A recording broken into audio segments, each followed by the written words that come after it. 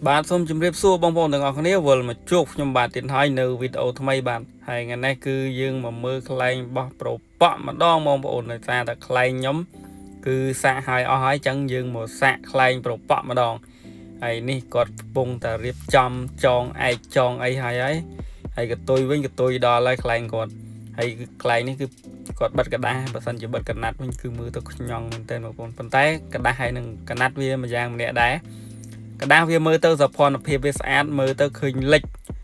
ធ្លោបងប្អូនប៉ុន្តែបើសម្រាប់គុណភាពនៃការហោះវិញគឺខ្ញុំឲ្យកระดาษលេខ1ហើយបងប្អូនមិនដឹងថាបងប្អូនគិតដូចខ្ញុំដែរអត់ទេតែប៉ុន្តែខ្ញុំគឺខ្ញុំតែខ្ញុំសង្កល់មើលគឺกระดาษគឺលេខ1ហើយបងប្អូនវាឡើងល្អខ្យល់ល្មមក៏វាអាចជាប់ជាងកណាត់ដែរបើខ្លែងកណាត់វិញវារៀងស្ទុកបងប្អូនមិនដឹងថាបងប្អូនយល់ដូចខ្ញុំអត់ទេប៉ុន្តែនេះខ្ញុំនិយាយពីការយល់ឃើញរបស់ខ្ញុំអញ្ចឹងបើខ្ញុំនិយាយទៅខុសត្រូវអីសូមបងប្អូនកុំប្រកែប្រកាន់ទេបងប្អូនណាដោយសារតែយើងមើលឃើញអញ្ចឹងមែនអញ្ចឹងបានខ្ញុំនិយាយទៅដោយសារតែវា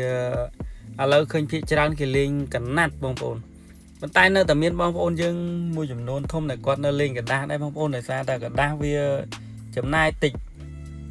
កណាត់វាចំណាយច្រើនកណាត់វា1ម៉ែត្រ5000 6000ទៅ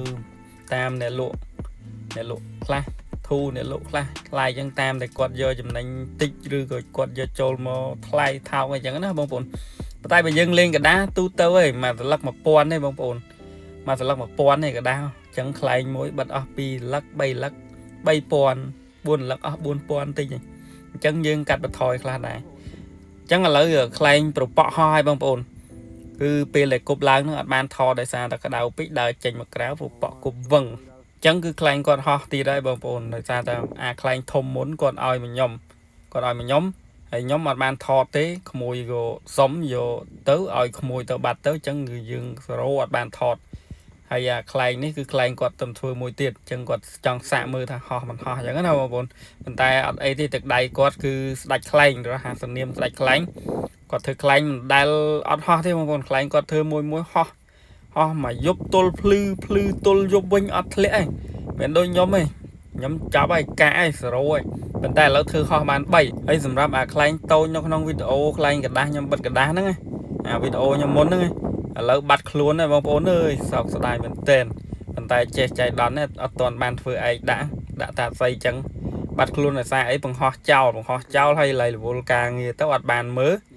ដល់ពេលទៅវិញមានណានៅតែខ្សែហើយកតុយខ្លែងបាត់តែក៏អត់មានខឹងដែរបងប្អូនដោយសារតែដឹងថាបាត់ដោយសារតែក្មេងទេបងប្អូនបើមនុស្សចាស់គេមិនយកទៅធ្វើអីទេអញ្ចឹងគឺមានតែក្មេងទេដែលគ្នាអត់ចេះធ្វើហើយគ្នាឃើញឆ្លាញ់ចង់បានអញ្ចឹងក៏គ្នាយកទៅអញ្ចឹងហើយគឺអត់មានខឹងទេបងប្អូនតែខ្លែងហ្នឹងគឺធ្វើទុកឲ្យក្មួយដែរទុកឲ្យក្មួយនៅពេញដល់ពេលអញ្ចឹងឥឡូវបាត់ទៅអញ្ចឹងមានតែធ្វើមួយទៀតធ្វើឲ្យចាំថតវីដេអូបោះឲ្យបងប្អូនមើលទៀតបាទអញ្ចឹងវីដេអូយើងក៏ខ្លីៗដែរបងប្អូនសូមអរគុណច្រើនជម្រាបលាបងប្អូនជួបគ្នាវីដេអូក្រោយ